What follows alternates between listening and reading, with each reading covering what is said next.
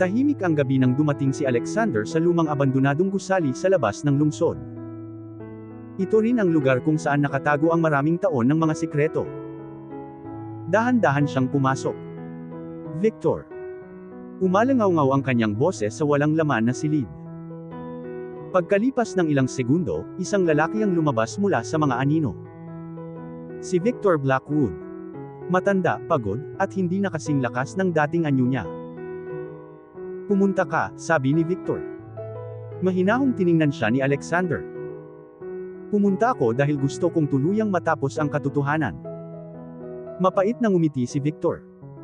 Kamukha mo ang boses ng iyong ama. Nagbago ang ekspresyon ni Alexander.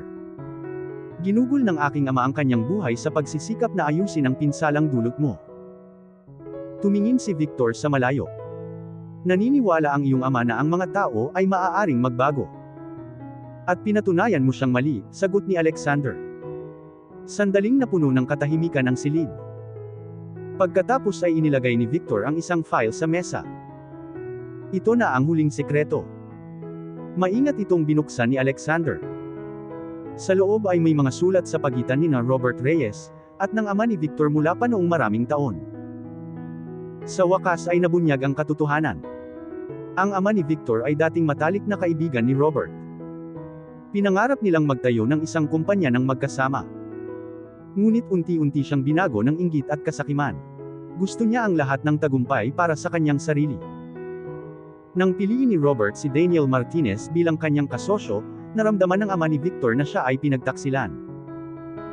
Ang galit na iyon ay naipasa kay Victor. Lumaki akong naririnig na ninakaw ng pamilya mo ang lahat ng bagay sa akin, sabi ni Victor. Tiningnan siya ni Alexander, pero hindi yun totoo. Yumuko si Victor. No, alam ko na yun ngayon. Sa unang pagkakataon, nakakita si Alexander ng kakaiba kay Victor. Hindi isang kaaway, kundi isang taong wasak na ginugol ang buong buhay niya sa paghihiganti. May pagpipilian ka, sabi ni Alexander. Tiningnan siya ni Victor. Alam ko, maaari mo sanang wakasan ang puot. Masyado akong galit, sumunod ang mahabang katahimikan. Pagkatapos ay dumukot si Victor sa kanyang bulsa, at iniabot kay Alexander ang isang maliit na envelope. Sa iyo ito. Sa loob ay isang liham mula sa tunay na ina ni Alexander. Nanginginig ang mga kamay ni Alexander habang binabasa niya ito. Mahal kong Alexander. Kung mababasa mo man ito, sana ay may alam kang isang bagay, minahal kita mula pa noong yakapin kita. Huwag mong hayaang kontrolin ng galit ang iyong puso. Piliin ang kabaitan. Piliin ang pagmamahal. Iyan ang pinakadakilang pamana na may iwan mo. Napuno ng luha ang mga mata ni Alexander. Ang mga salita ay eksakto kung ano ang kailangan niyang marinig. Kinabukasan, sumuko si Victor at inamin ang lahat. Sa wakas ay nalaman ng mundo ang katotohanan, tungkol sa mga taon ng pagtataksil sa pagitan ng mga pamilya.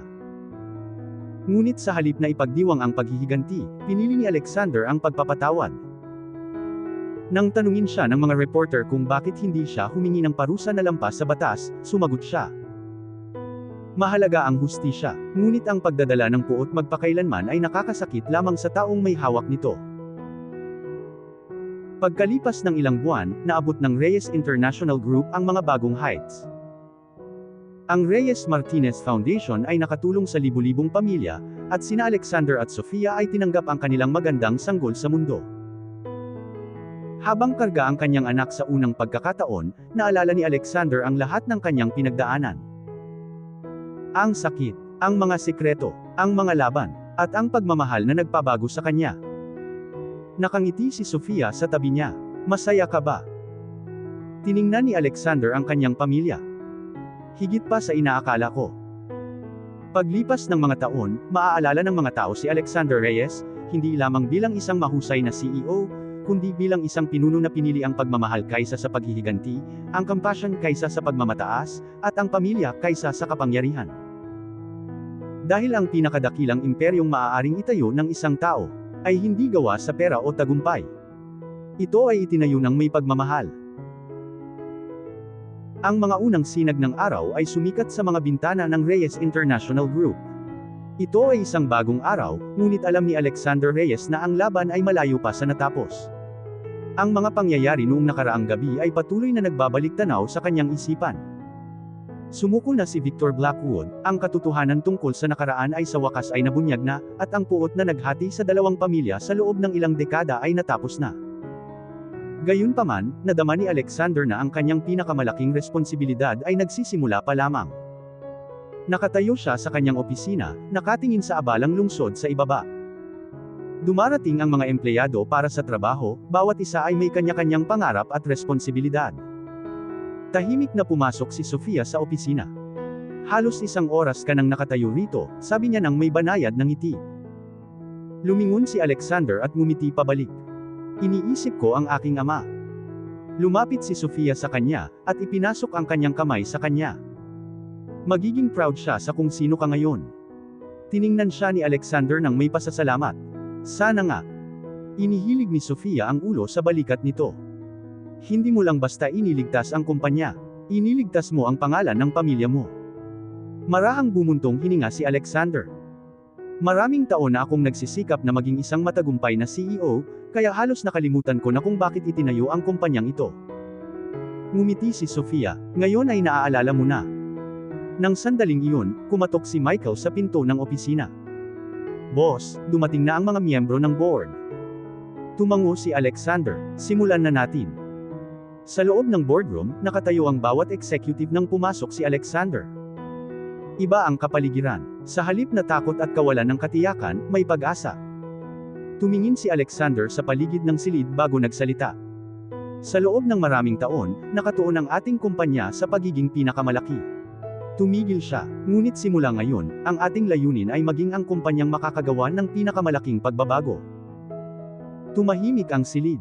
Dadagdagan natin ang mga scholarship sa pamamagitan ng Reyes Martinez Foundation, palalawakin ang tulong sa pangangalagang pangkalusugan para sa ating mga empleyado at kanilang mga pamilya, at mamumuhunan sa mga programang lilikha ng mga trabaho para sa mga komunidad na nangangailangan. Nagtinginan ang mga miyembro ng board, bago dahan-dahang ngumiti. Isa-isa silang nagpalakpakan. Pagkatapos ng meeting, kumalat sa buong bansa ang balita tungkol sa anunsyo ni Alexander. Pinuri ng mga tao ang kumpanya, dahil sa pagpili nila ng compassion kaysa sa kasakiman. Nang hapong iyon, binisita nina Alexander at Sofia ang pinakabagong community center ng foundation. Tumakbo ang mga bata papunta sa kanila nang may matangkad na ngiti. Isang batang babae ang nagbigay kay Sofia ng isang drawing. Para po ito sa iyong baby, nahihiyang sabi niya. Ngumiti si Sofia ng mainit. Salamat, pahahalagahan namin ito magpakailanman. Pinanood ni Alexander si Sofia habang nakaluhod sa tabi ng mga bata, tumatawa at nakikipag-usap sa kanila. Punong-puno ang puso niya. Ang pera ay nagdala sa kanya ng ginhawa. Ang tagumpay ay nagdala sa kanya ng pagkilala. Ngunit ang mga sandaling tulad nito ay nagdala sa kanya ng tunay na kaligayahan. Habang nagsisimulang lumubog ang araw, magkasamang naupo sina Alexander at Sofia, sa payapang garden sa labas ng center.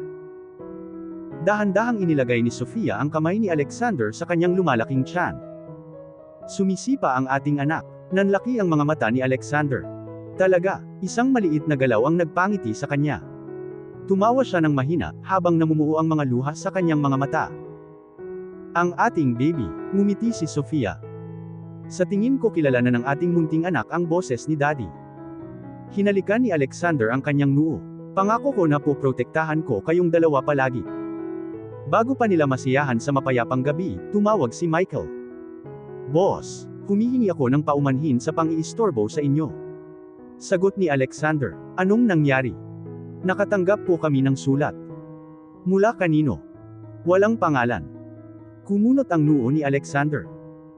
Ano ang nakasaad doon? Huminga ng malalim si Michael.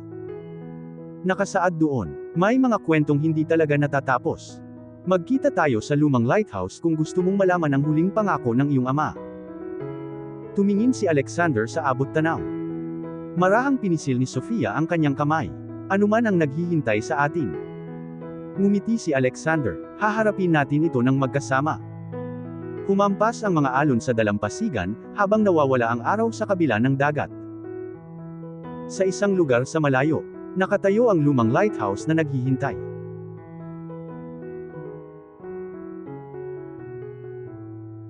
At dito na po, nagtatapos ang part 10 ng ating kwento. Sabay-sabay po nating abangan ang susunod na kabanata. Maraming salamat po. God bless and stay safe.